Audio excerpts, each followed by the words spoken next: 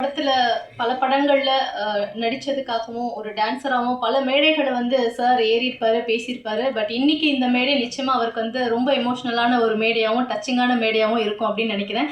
ஒரு அப்பாவா இந்த படத்துடைய ஆடியோ லான்ச்ல வந்து கலந்திருக்கக்கூடிய நடிகர் திரு ஆனந்த் பாபு சார் அவர்களை பேசுமாறு அன்புடன் அழைக்கிறோம்.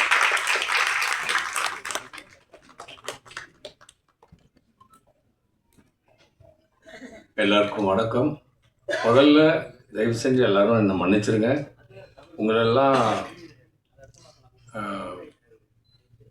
இன்னைக்கு வந்து ஒரு பெரிய என்னுடைய திரையுலக குருவை பார்த்துட்டு வரதெல்லாம் கொஞ்சம் லேட் ஆகிடுச்சு. அதனால் முக்கியமாக எனக்கு இங்கே நீங்கள் எல்லோரும் பெரியவங்க தான், இல்லைன்னு சொல்ல, பெரிய தலைங்க 3 பேர் இந்த விழாவை வந்து அலங்கரிச்சிருக்காங்கன்னா அது வந்து வேறு யாரும் இல்லை, திரு விக்ரமன் சார் அவர்கள், திரு கஸ்தூரி ராஜா சார் அவர்கள், திரு ஆர்பி உதயா சார் அவர்கள்.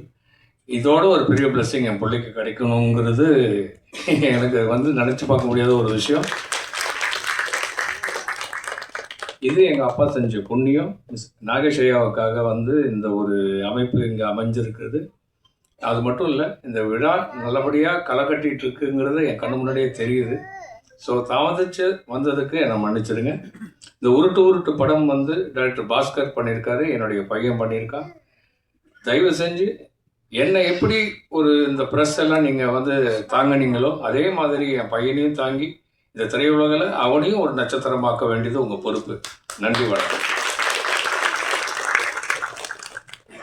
வாழ்த்துக்கள் சார். ஸோ அடுத்ததாக வந்து பேசக்கூடியவருடைய படங்கள் பார்த்தீங்கன்னா அப்படியே கிராமத்து மண் வாசம் வந்து வீசும். அவர் படத்தில் வந்த பாடல்கள் வந்து பட்டி தொட்டியெல்லாம் வந்து ஒழிச்சிட்டு தான் இருக்குது இன்னமும் கூட. சார் படத்தில் வந்த பாடல்கள் அப்படி, சார் எழுதின பாடல்கள் பார்த்தீங்கன்னா இன்னுமே ட்ரெண்டிங்கில் தான் இருக்குது. ரீல்ஸ்லலாம் நம்ம வந்து அதை பார்த்துட்ருக்கோம். நிறைய பேர் நம்ம ரீலும் எடுத்து போட்டிருப்போம்.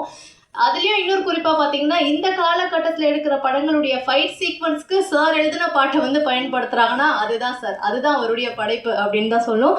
இயக்குனர் பாடலாசிரியர் திரு கஸ்தூரி ராஜா அவர்களை பேசுமாறு அன்புடன் அழைக்கிறோம்.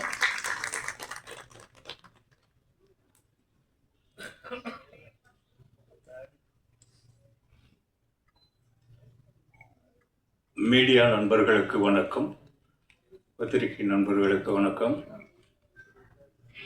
எங்களை வாழ வைத்து கொண்டிருக்கும் கடவுள்களாகிய உங்களுக்கு மறுபடியும் நான் கேட்டுக்கிறது என்னென்னா, அடிக்கடி நம்ம சந்திக்கிறோம், எத்தனை தடவை பார்த்தாலும் சலிக்க மாட்டேங்குது. இந்த படத்தை பற்றி ஏதாவது எழுது, தப்போ ரைட்டோ, எங்களை மாதிரி யாராவது வந்து சொன்னால் ஏதாவது எழுதுவீங்க அப்படின்னு தான் இந்த மாதிரி ஃபங்க்ஷனுக்கு வர்றோம். இந்த ஃபங்க்ஷனுக்கு நான் வந்ததுக்கு பல காரணங்கள் இருக்குது. அதில் முதல் காரணம், அவர் இங்கே வரலன்னு நினைக்கிறேன், வஜ்ரவேலு, நம்ம இயக்குனர் பாஸ்கருடைய சித்தப்பா. ஒரு காலத்தில் எனக்கு அவர் கார்டியனாக இருந்தவர். இந்த நாட்டுப்புற பாட்டு ஒத்தருவா தாரன்னு இன்னைக்கு கூட இந்த அம்மா சொன்னாங்களே அந்த பாட்டு, அந்த படம் முடிக்கிறதுக்கு ஃபினான்சியல் ஹெல்ப் பண்ணார். அவர் பண்ணல, ஒரு இடத்துல வாங்கி கொடுத்தார். அன்னைக்கு அது ரொம்ப பெரிய, இன்னைக்கு அவர் வருவார், அவருக்கு மேடையில் ஒரு துண்டு போட்டுடலாம் அப்படின்னு நினச்சேன், அவர் வரல. அடுத்தது இந்த பாஸ்கர், எங்கே பாஸ்கர் வா, இவரை வந்து வெறும் பாஸ்கரா எனக்கு தெரியும், கேமரா உதவியாளர் பாஸ்கரா எனக்கு தெரியும், துணை இயக்குனர் பாஸ்கரா எனக்கு தெரியும். இப்போ இயக்குனர் பாஸ்கரா எனக்கு தோளோட தோள் வந்து பக்கத்தில் நிற்கிறாரு. இனி அடுத்து நம்மளை விட உயரமாக நிற்பார். அப்போ நம்ம எப்படி பார்க்கலாம். அவருக்காகவும் நான் வந்து என்ன கிட்டத்தட்ட ரொம்ப ஜூனியர்ல இருந்து நான் அவரை பார்க்குறேன். அவரை கூப்பிட்டது ஒரு பெரிய ரீசன் நான் வந்ததுக்கு. இதுக்கப்புறம் முக்கியமாக தமிழ் திரையுலகின் தாரக மந்திரம், என்றைக்கும் அழிக்க முடியாத நிரந்தரமான பெயர் நாகேஷ்.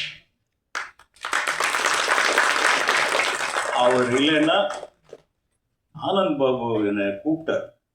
அவரே எனக்கு நெருங்கின பழக்கம்தான். நம்ம டிஃபென்ஸ் காலனியில் இருக்கும்போது அடிக்கடி சந்திச்சிருக்கோம். அவங்க வீட்டுக்கு வந்திருக்காங்க, நாங்கள் அவங்க வீட்டுக்கு போயிருக்கோம்.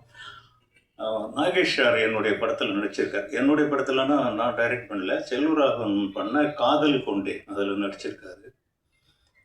நாகேஷ் சாரை பற்றி பேசாமல் எந்த ஒரு சினிமா மீடியாவும் தப்பிக்க முடியாது. அவ்வளவு நிரந்தரமான அவரை பற்றி சொல்லணும்னா பாலச்சந்தர்லேருந்து ஆரம்பிக்கணும்.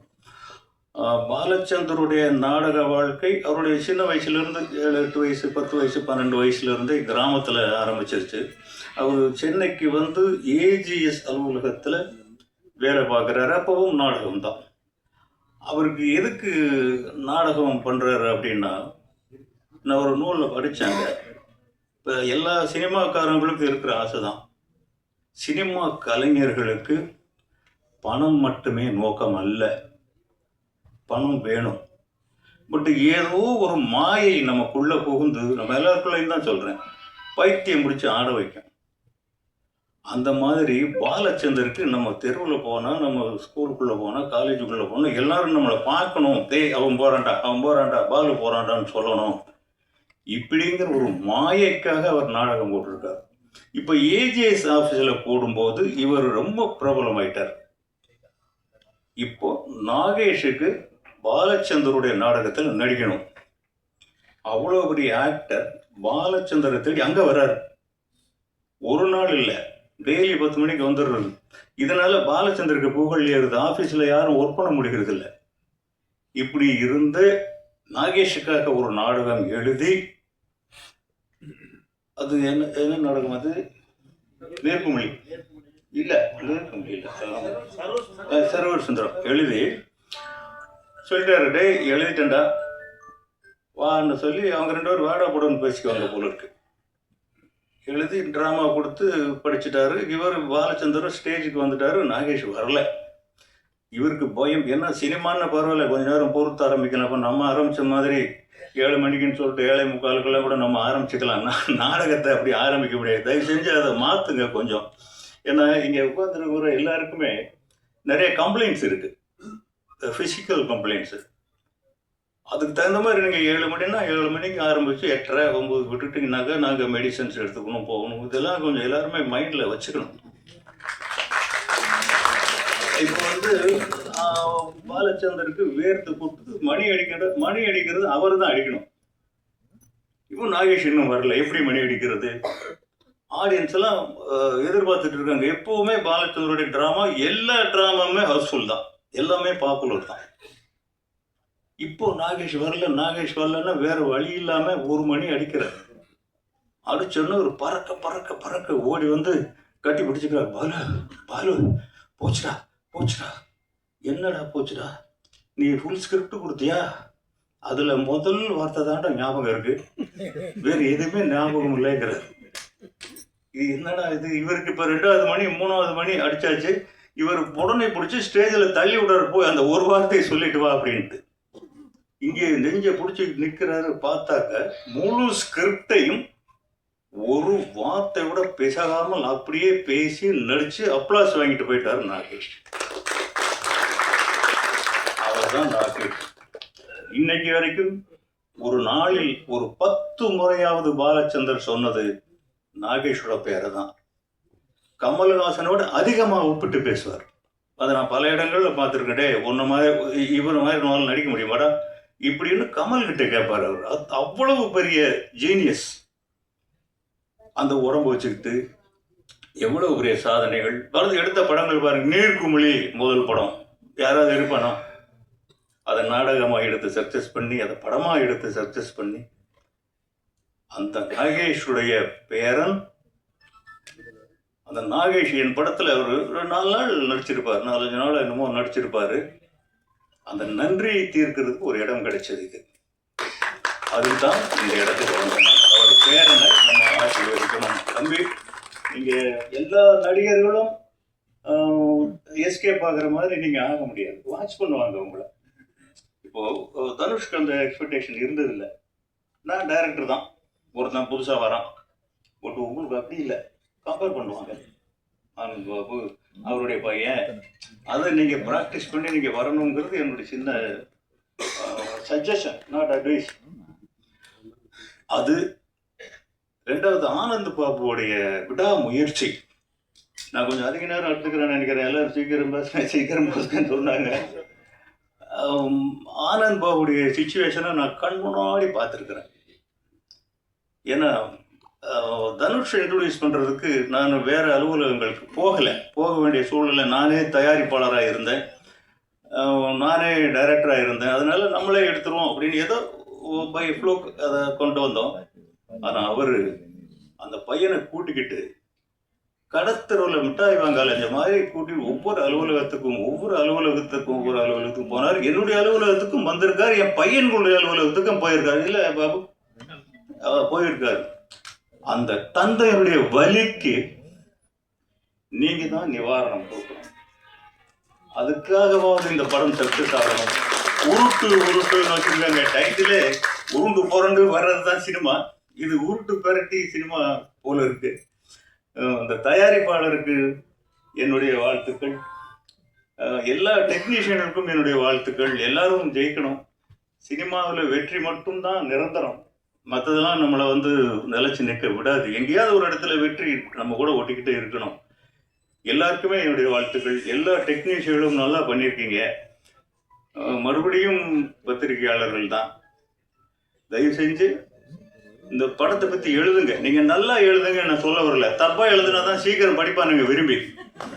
அப்படி கூட எழுதுங்க. அதுக்காக தான் வந்திருக்கோம். நீங்கள் தயவு செஞ்சு எழுதுங்க. நன்றி, வணக்கம்.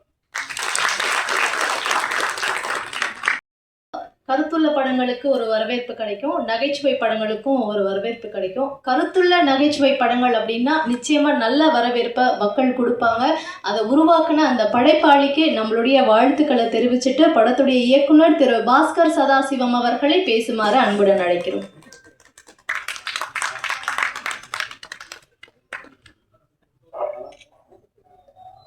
அண்ணா மகேஷண்ணா கொஞ்சம் மேலே வாங்கண்ணா.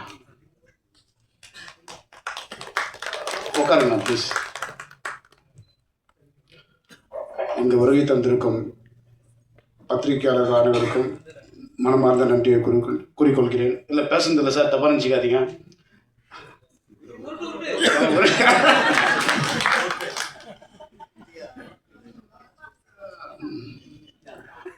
ரொம்ப கஷ்டப்பட்டு சின்ன லெவலில் இந்த படத்தை ஆரம்பித்தோம். ஜெய்சங்கர் சார் அதை ஒரு பிரம்மாண்டமாக ஒரு நல்ல தெளிவாக பண்ணுறதுக்கு ஒரு விஷயம் பண்ணி கை கொடுத்தாரு. அவருக்கு நன்றி. முதல்ல கூப்பிட்டோடனே அடுத்த வார்த்தை, டேய் நீ ஃபோன் பண்ணக்கூடாதா, ஏன்டா அவரை வச்சு பண்ணுறேன்னு சொன்ன கஸ்தூராஜா சாருக்கு நன்றி. நீங்கள் சொன்னீங்களே சார், அது கஸ்தூராஜா சாருக்கு நன்றி. அண்ணன் விக்ரமநந்தனுக்கு நன்றி. உதயகுமார் சார் உங்களுக்கு நன்றி. ஆனந்தபாபு சார் உங்களுக்கு நன்றி. எல்லாருக்கும் நன்றி. தயவுசெய்து நான் அப்புறம் பேசுகிறேன். இல்லை வரல எனக்கு. அனைவருக்கும் நன்றி.